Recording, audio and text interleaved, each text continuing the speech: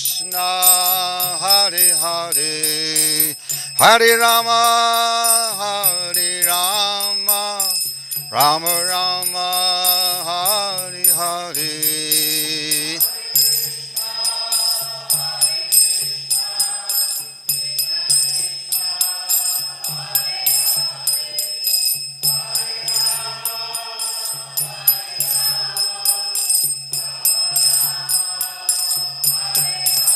Hare Krishna, Hare Krishna, Krishna Krishna, Hare Hare, Hare Rama, Hare Rama, Rama Rama, Hare Hare, Hare Krishna, Hare Krishna, Krishna Krishna, Hare Hare, Hare Rama, Hare Rama, Rama Rama, Hare Hare.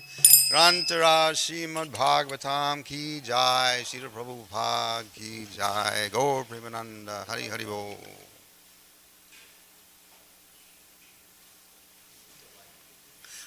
I think I can see. Is it?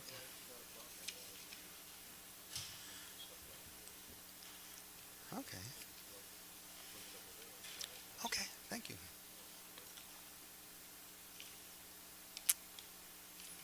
Om Namo Bhagavate Vasudevaya.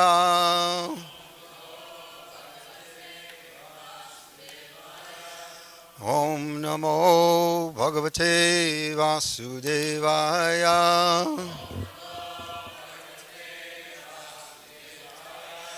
Om Namo Bhagavate Vasudevaya.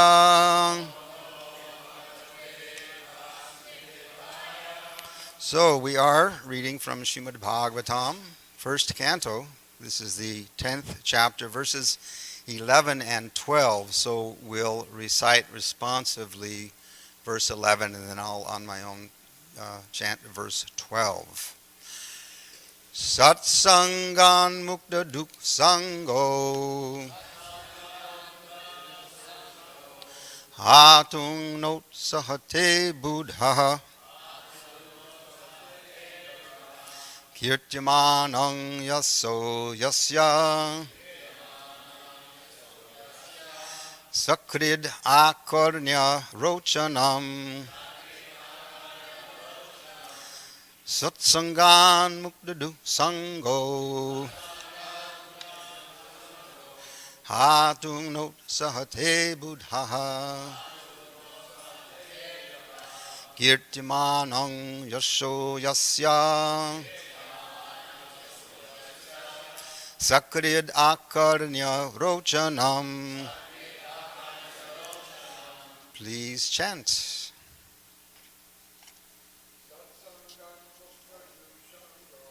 Satsangan mukdaduk sango Hatum not sate buddha Kirtimanang yaso yasya Sakrid akanya rochanam Satsangan mukdaduk sango Hatu no sahate buddha Kirtimanang yaso yasya Sakrid akarnya rochanam Satsangan mukdaduk sango Hatu no Kirtimanang yaso yasya Sakridakaranya rochanam Tatsangan muktasuk sango Hatung no sahate buddha Kirtimanang yaso yasya Sakridakaranya rochanam Satsangan mukdadu sango Hatung no sahate buddha. Kirtimanang yasho yasya. Sakridakanya rochanam. Vaishnavīs. Satsangan muktiduk sango. Hatung no sahate buddha. Kirtimanang yasho yasya. Sakridakanya rochanam. Satsangan muktiduk sango. Hatung no sahate buddha. Kirtimanang yasyo yasya. Sakridakanya rochanam. And then I'll chant on my own. Tasmin nyasta dhyak parthak sahiran virahang katham darshana sparsha sanglapa shayanasana bhojanai. Word for word, please repeat. Satsangat, by the association of pure devotees. Mukta duk sangak, freed from bad materialistic association. Hatum, to give up. Na utsahate, never attempts. Buddha, one who has understood the Lord. Kirtimanam, glorifying. Yashak, fame. Yasya, unto him. Nyasta dhyak. Are we doing it okay? Oh, it's not up there.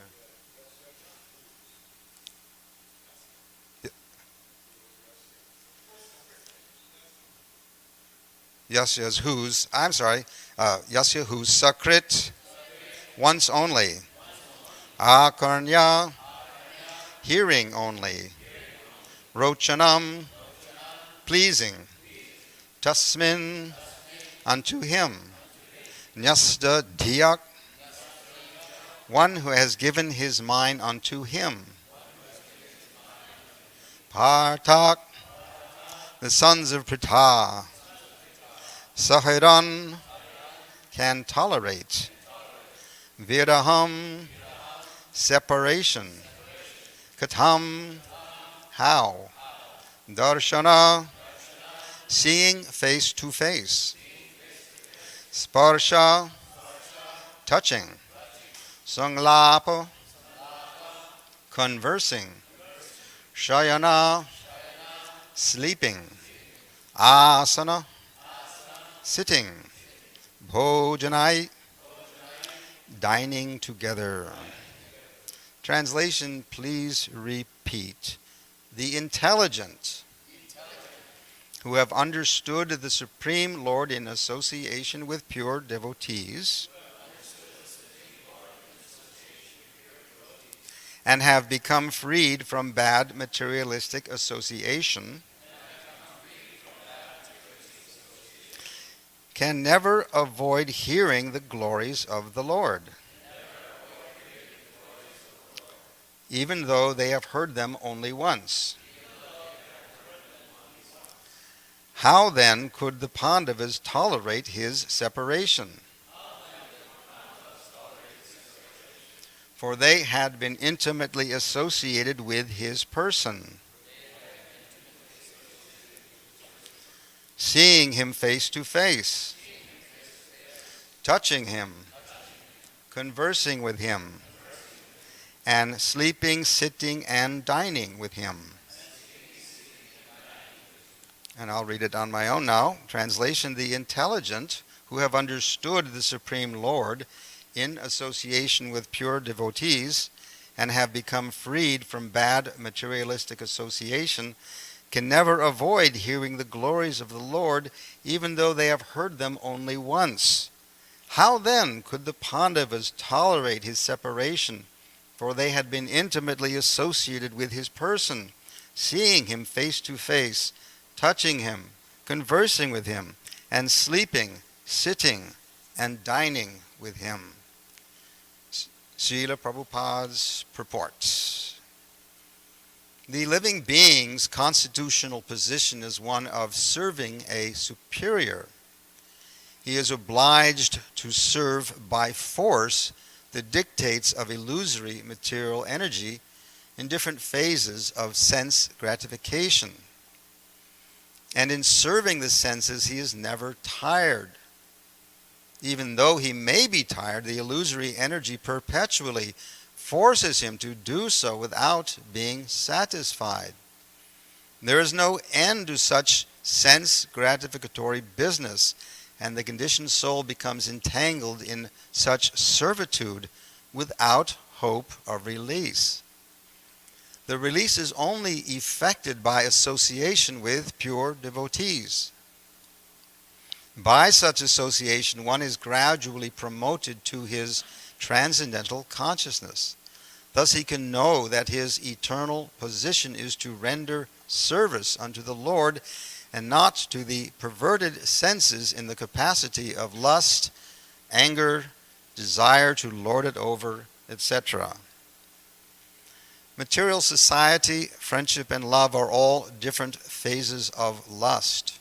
Home, country, family, society, wealth, and all sorts of corollaries are all causes of bondage in the material world, where the threefold miseries of life are concomitant factors.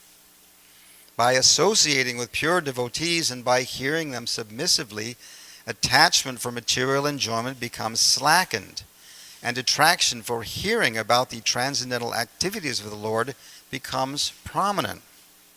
Once they will go on progressively without stoppage, like fire in gunpowder. It is said that Hari, the personality of God, it is so transcendently attractive that even those who are self-satisfied by self-realization and are factually liberated from all material bondage also become devotees of the Lord. Under the circumstances, it is easily understood what must have been the position of the Pandavas, who were constant companions of the Lord. They could not even think of separation from Sri Krishna, since the attraction was more intense for them because of continuous personal contact. His remembrance by his form, quality, name, fame, pastimes, etc., is also attractive for the pure devotee, so much so that he forgets all forms, quality, name, fame, and activities of the mundane world. And due to his mature association with pure devotees, he is not out of contact with the Lord for a moment. Satsangan uktaduk sango hatam notsa hate buddha kyutyamanam yasu yasya sakridakanya rochanam tasmin yasta dhyakparta sahadan viharaham katham darshana sparsha sanglapa shayanasana bhojanai. I'll read the translation once more. The intelligent who have understood the Supreme Lord in association with pure devotees and have become freed from bad materialistic association can never avoid hearing the glories of the Lord, even though they have heard them only once. How then could the Pandavas tolerate his separation, for they had been intimately associated with his person, seeing him face to face, touching him, conversing with him, and sleeping, sitting, and dining with him. Nama Om Vishnu Padaya Krishna Preshtaya Bhutale Srimate Bhakti Vedanta Swamini Namane Namaste Saraswati Devi Gauravani Prajadine Nirvisesa Shunyavadi Pushyacha Deshatadine. Thank you for this opportunity. So in the past several months, I've been thinking a lot about how great exalted personalities, or the Supreme Personality, who of course are all transcendental to the material world, manifest their humanness when engaged in human or human-like pastimes. And there appears to be a special quality, a special sweetness to Krishna's earthly pastimes that may even exceed the sweetness of his pastimes in the spiritual world.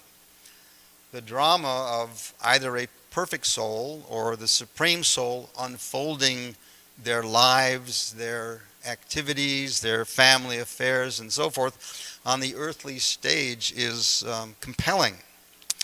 One reason is that there's a special element of grace in their earthly pastimes, because Krishna and his pure devotees act not just for the Lord's pleasure, but also to set an example for multi-generations to come. But their example is not just what to do and what not to do. Krishna demonstrates his personhood in ways that we conditioned souls can understand and relate to. We all have friends we sit with, dine with, talk with, have physical contact with, and when we were kids, maybe we even napped with our friends. So Krishna is showing us by his behavior with the Pandavas that the different kinds of relishable, intimate activities we engage in with close friends and loved ones can also be enacted with him in a pure mood of loving devotion. Of course, Krishna's form is Sat Chit Ananda Vigraha, the very form of eternity, knowledge, and bliss. And this earth is like a kind of a lower middle class planet in the universe. So why would Krishna agree to take on a form that is apparently made of dense elements like earth and water? In certain sports, a handicap refers to a voluntary disadvantage imposed on a superior contestant, such as a horse race. So why would Krishna apparently handicap himself by accepting an earthly body that passes stool and urine? And that reference is in the 8th chapter of the 10th canto of Srimad Bhagavatam, in which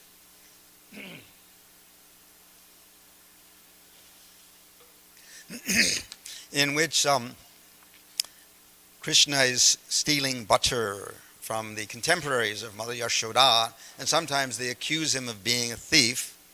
And he says, no, you're a thief, and then in anger he passes stool and urine in neat, clean places. So it's kind of like an extremely rich man dressing up like a homeless bum and hanging out in the Bowery. Why would Krishna want to slum it, so to speak, on earth? So one answer is that it must somehow increase the sweetness and pleasure of his dealings with his pure devotees. In the book Ananda Vrindavan Champu by the great Kaviraj Karnipur, he states, I didn't know this before, Krishna's babyhood pastimes and pastimes of killing demons exist only in Gokula in the material world. Thus, one should understand that the sweetness of Bhauma, Leela, that's Krishna's earthly pastimes, is not available in the spiritual world. And much of Srila Jiva Goswami's Gopal Champu consists of 2 cowherd boys in the original Vrindavan, Goloka Vrindavan, in the spiritual world, mesmerizing the inhabitants with stories of Krishna's earthly pastimes. It's as if in the original Vrindavan, the inhabitants are relishing the same 10th canto that Srila Prabhupada translated and explained for us and for generations to come.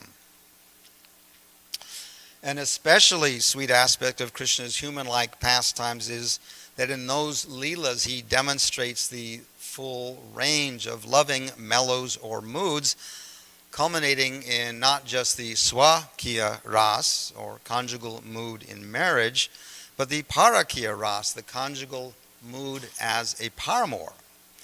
I once saw a t-shirt on Facebook that read, God has girlfriends, get used to it.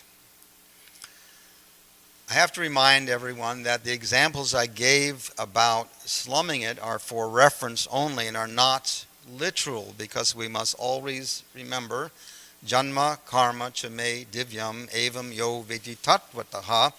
One who knows the transcendental nature of Krishna's birth and activities does not take birth again. So let's set the scene for today's verse. The great war at Kurukshetra is over, and Maharaj Yudhishthir is finally installed without rival as emperor. All the remaining Kurus, which includes the Pandavas, of course, and Lord Krishna and his entourage, go to the river Ganges in great lamentation to offer sacred water to their departed relatives. After they return to Hastinapur, Krishna inspires Yudhishthir to perform 3 Ashvamedha Yagyas, or horse sacrifices. And this spreads Yudhishthir's fame in all directions.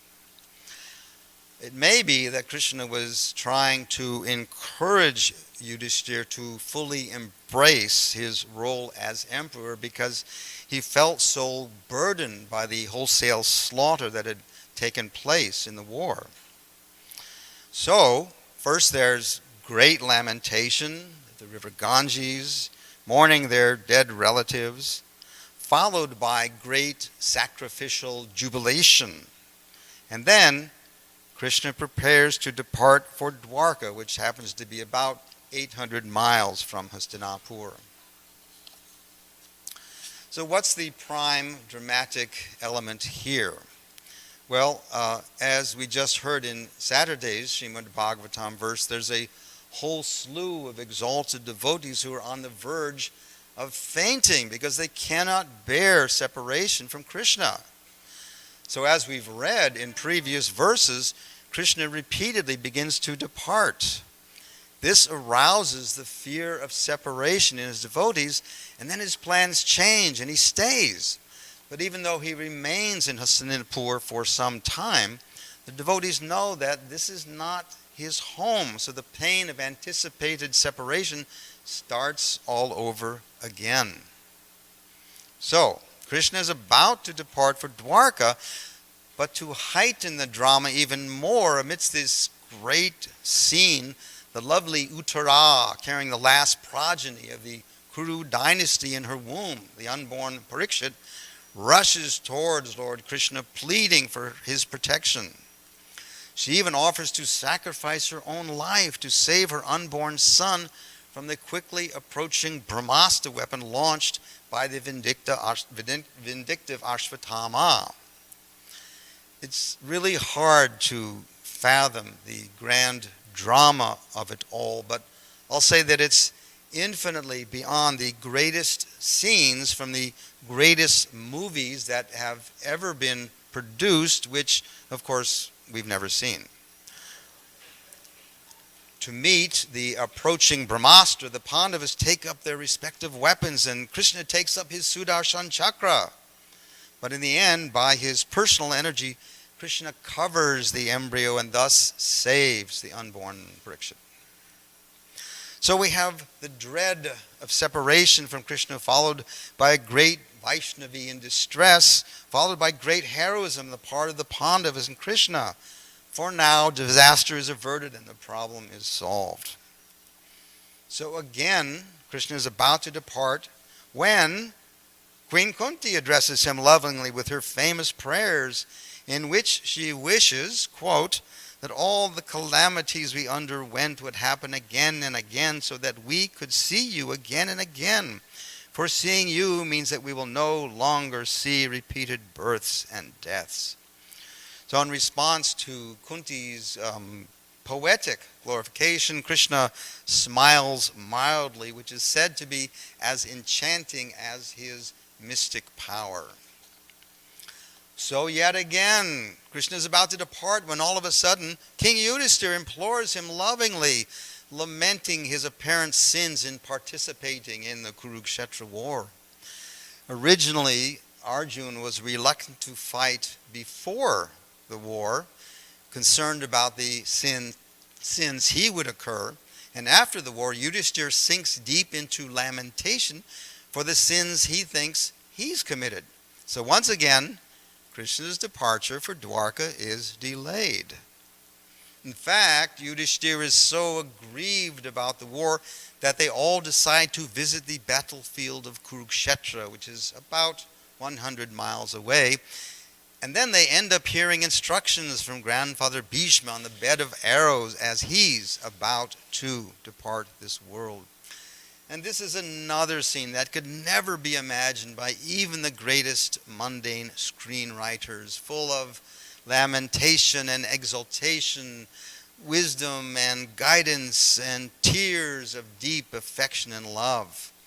And when Vishnu Dev finally passes away, as the Bhagavatam states, knowing that he had merged into the unlimited eternity of the Supreme Absolute, all present there became silent like birds at the end of the day.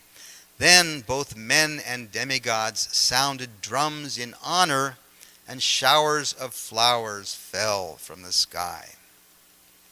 So again, the theme of today's class is the special quality of humanness that pervades Krishna's earthly pastimes. Now, I don't know about you, but I'm a numbers guy. It really helps me to grasp things if I know when something occurred or how old were the participants, that sort of thing. So what I'm about to say comes from a class given by my godbrother Nagaraj Prabhu in New Raman Reti in Alachua, Florida. So Nagaraj, in my opinion, is one of the most gifted speakers when it comes to explaining our philosophy. He's also been the editor-in-chief of Back to Godhead magazine since 1998, 20 years, when he took over from Jayadvaita Swami. So in any event, Nagaraj Prabhu did some calculations in order to put Krishna's pastimes with the Pandavas into a kind of chronological perspective. So as we know, Arjuna and Krishna were first cousins. Arjuna's mother was Kunti, and Kunti's half-brother was Vasudeva, Krishna's father. So Kunti and Vasudev's father was named Surasen.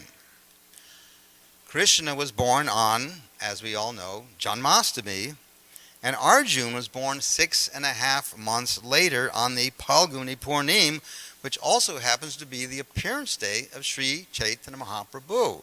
So Krishna was born on Janmashtami and Arjuna was born on Gaur Purnim. In the Bhakti Rasamrita Sindhu, it's described that Krishna's friends, Sakyas, who are about the same age, are called Vayasyas. That means contemporaries. So both Arjuna and the cowherd boys fit into that category.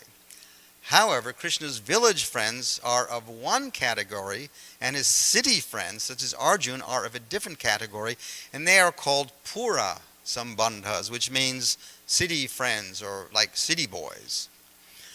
When Pandu, the father of the Pandavas, of course, died, Arjuna was about 14 years old, and then the Pandavas moved to Hastinapur. They were living in a rural area. They were practically living like brahmanas, very austerely.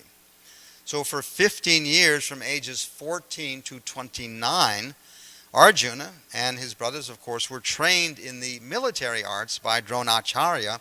And when Arjuna was 29, Yudhishthira was made the crown prince. This happens to be just about the time that Krishna moved to Dwarka, because Krishna was in Mathura from ages 11 to 29 or 30, at which point he built the Dwarka fort and relocated there. So Krishna was in Mathura about the same time that the Pandavas were in Hastinapur being trained by Dronacharya. About 5 years after Yudhishthira was made crown prince, the Pandavas and Mother Kunti were, quote, invited by Duryodhana and company to spend time away from Hastinapur in a house specially built for them in the forest of Varnavrat. And as we all know, of course, that house was meant to be a death trap.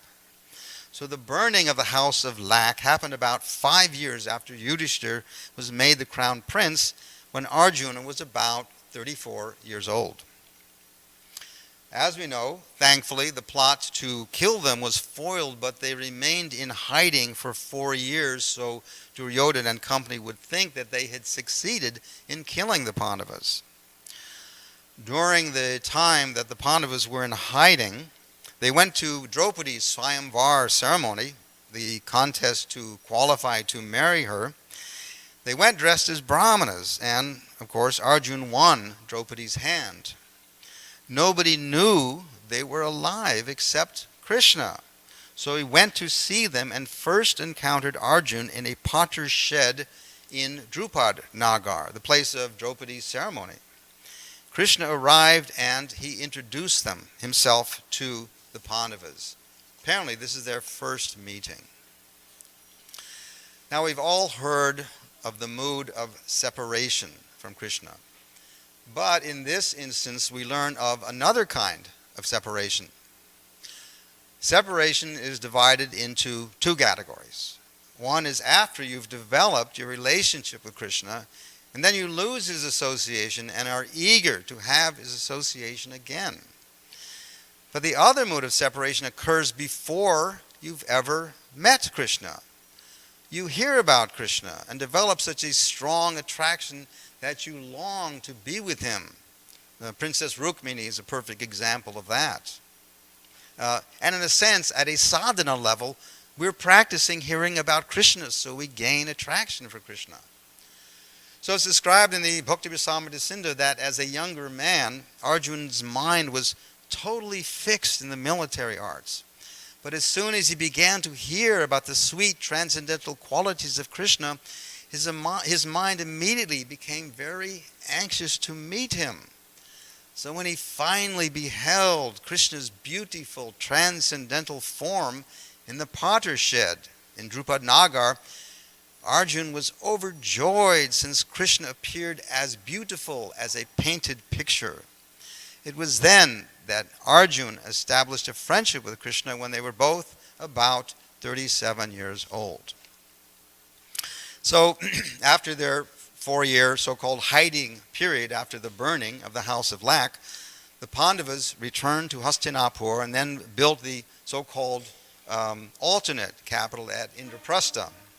Yudhishthira was crowned when Arjun was 44 years old, and based on calculations made by another devotee that Nagaraj Prabhu cited, Yudhishthira was on the throne for something like 76 years. Between the ages of 44 and 56, Arjun went into exile for 12 years.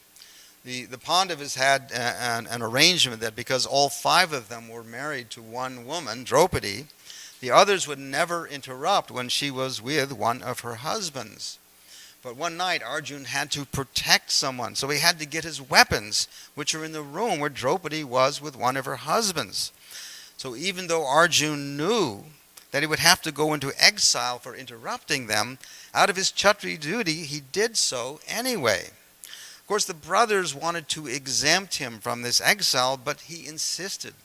So during his 12 years in exile, he did many amazing things, including spending time with his father.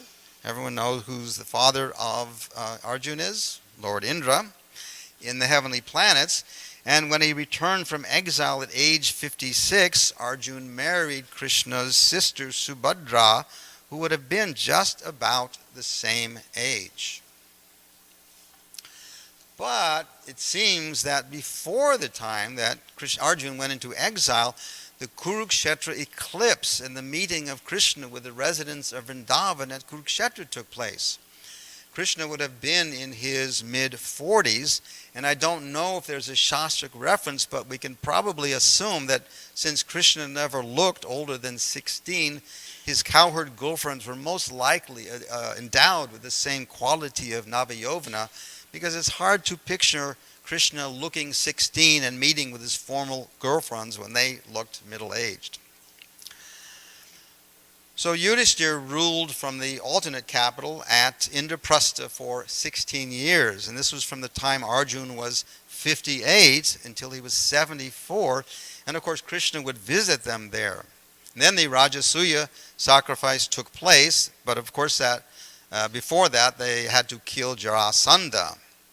So by this time Krishna and Arjun would have been in their mid-70s. And within months after the Rajasuya sacrifice, the infamous gambling match took place. at which point the Pandavas lost everything and went into exile for 13 years. So they came out of exile when Arjuna was 87 years old. At this time, of course, Abhimanyu married Uttara. And about 2 years later, when Krishna and Arjuna were 89 years old, the Kurukshetra war took place. And then, sadly, 36 years later, Krishna closed out his earthly pastimes. So anyway, that's our brief numbers-based history lesson for today. The specific wording of today's verses says that the intelligent who have understood the Lord can never avoid hearing the Lord's glories, even though they have heard them only once. So I was a little puzzled by the word avoid because it can have a negative connotation, like I'm trying to avoid eating too many sweets. But avoid means to stop oneself from doing. So taken literally, the verse means that the intelligent can't stop themselves from hearing the Lord's glories, even though they've heard them only once. And Srila Prabhupada then turns that concept up full volume in his purport when he states that once attraction for hearing about the transcendental activities of the Lord becomes prominent, it will go on progressively without stoppage like fire in gunpowder. So in material consciousness, we have no experience of something pleasurable increasing exponentially because our material senses burn out very quickly. But in spiritual consciousness, when our senses become purified and spiritualized, there's practically an infinite capacity for enjoyment. And since the source of all pleasure, Krishna, is in fact unlimited and ever expanding, when we enter into a pure service mood, Krishna is happy to share that infinite enjoyment with us. Just like a rich man loves sharing his wealth with his family and friends because that increases his pleasure. The perverted reflection of that in the material world, doing something one cannot avoid, is compulsive or addictive behavior, activities that harm us even though we want to stop. But the original version of that is the laulyam, the greed to serve the Lord and his devotees and always hear and chant about Krishna's transcendental activities. So the final point I want to address is Krishna's transcendental ingenuity in overseeing the seamless functioning of this material world. First of all, let's talk about the so-called cloud, the ever-growing banks of data that increasingly record and govern our lives. I sometimes wonder if they'll ever run out of the space and energy and equipment needed to store all this data. Every email, every bank transaction, every purchase, every photo or video.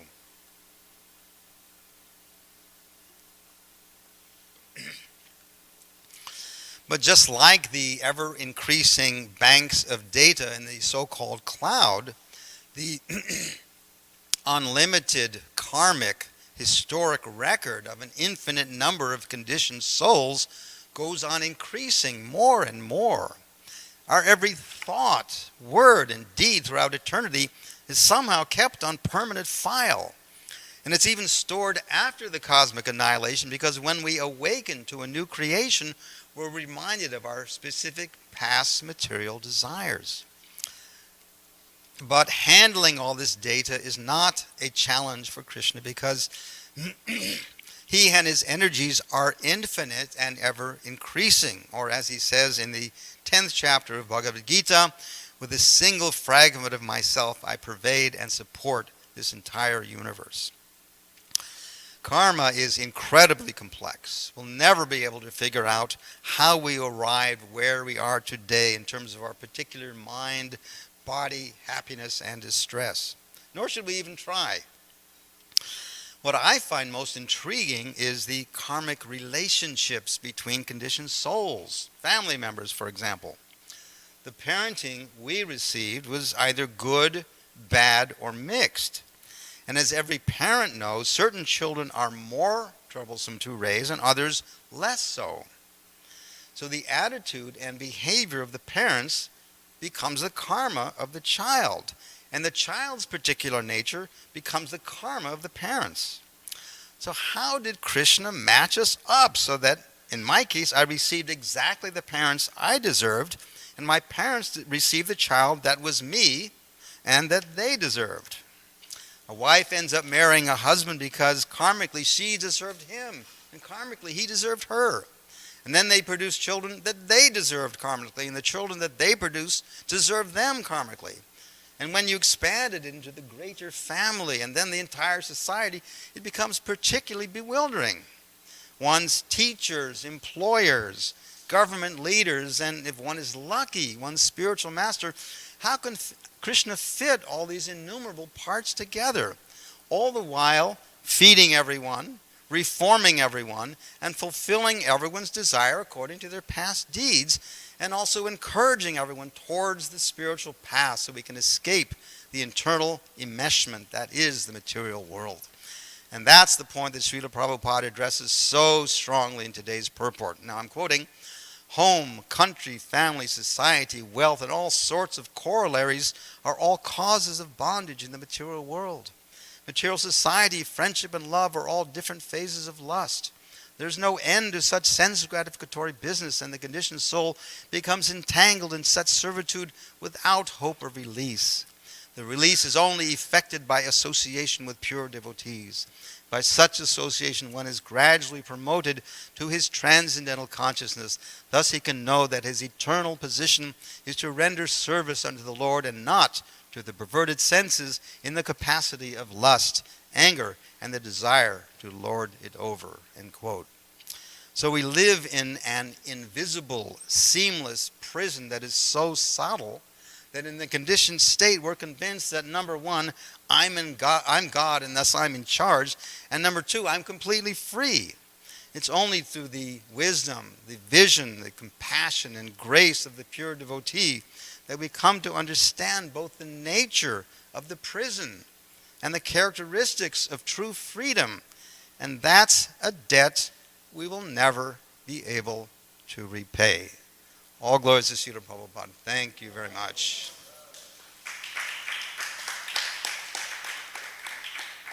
I don't really feel qualified to answer questions. All I know is right here. But if there are some comments or corrections, Maharaj? Yes. Is it microphone? So people who are twins, do they have some relation in a past life?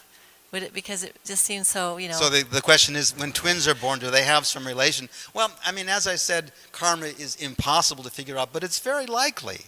I once spoke to Amarendra Prabhu and I said, do you think that families sort of stay together for a certain number of births? And he said, birds of a feather flock together. So there's some likelihood that twins share a lot of karma, which may have come from past lives. Yes, Archie Taji. Haribol Prabhu, thank you for your wonderful numbers presentation. You really are a numbers guy.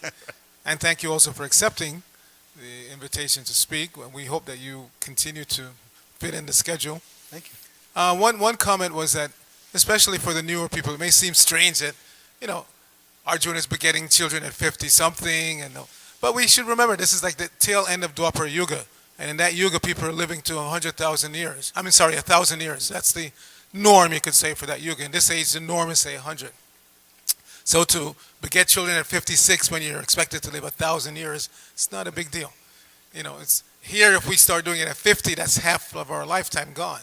But in that Yuga, 500 years would be half the life. So to do all these activities at 50, 70, 80, 125, as we know when Krishna left this planet, it's like youth. They're still young. On the painting of Arjuna on the chariot, he looks like he's in the bloom of youth, but he was 89 years old. But it's not 89 of our years. Plus, they're transcendental personalities, so it doesn't fit our model. All right, thank you very much for your attention. All glories to Srila Prabhupada. Hari Bol.